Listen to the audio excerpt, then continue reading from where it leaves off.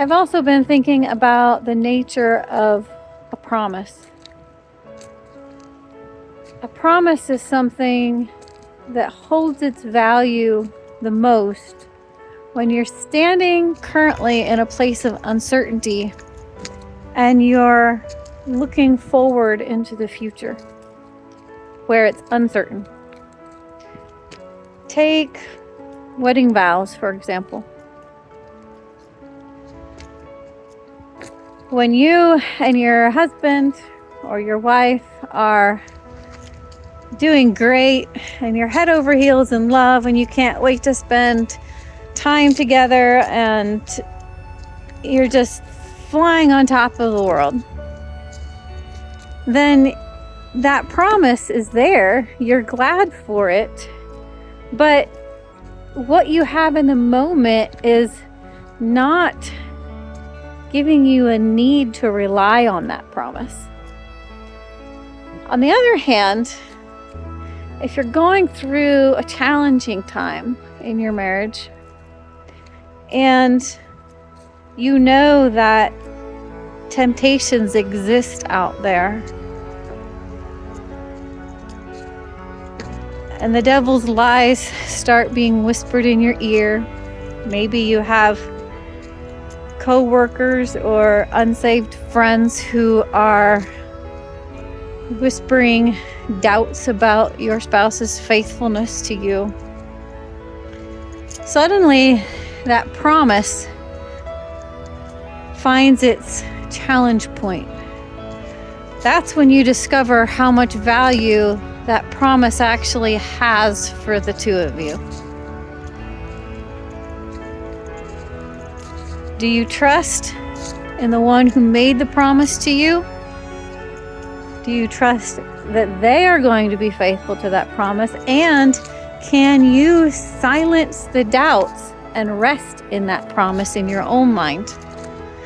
Those are two different things, because there could be one spouse who's completely faithful and dedicated while the other is so full of doubts that the promise is really valueless to them, even though they're married to someone 100% faithful. On the other hand, you could have someone who's happily and blithely trusting someone who is not trustworthy. So it has value on both sides. It needs to have value on both sides.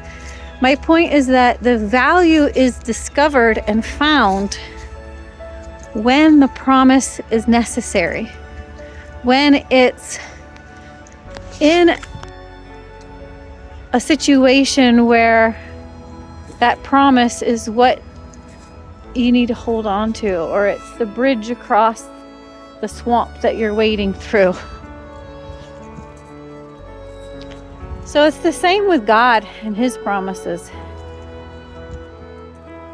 The Bible is full of His promises. I will never leave you or forsake you. My God shall supply all my needs.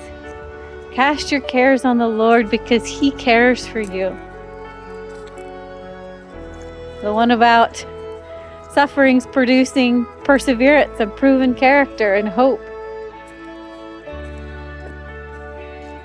My point is that if we get back to what I started this with, if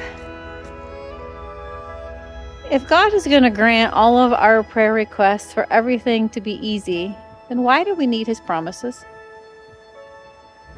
I mean, seriously, if God is going to always, in advance, make our bank account so big that we never have even the slightest concern that we can purchase whatever things we need, then why would we need His promise that He would provide for us? If we were never going to suffer loneliness or betrayal or any sort of emotional struggle, then why would we need His promise to never leave us or forsake us? I think a lot of what we desperately need in our lives is the perseverance and proven character that comes when we learn to rest in God's promises.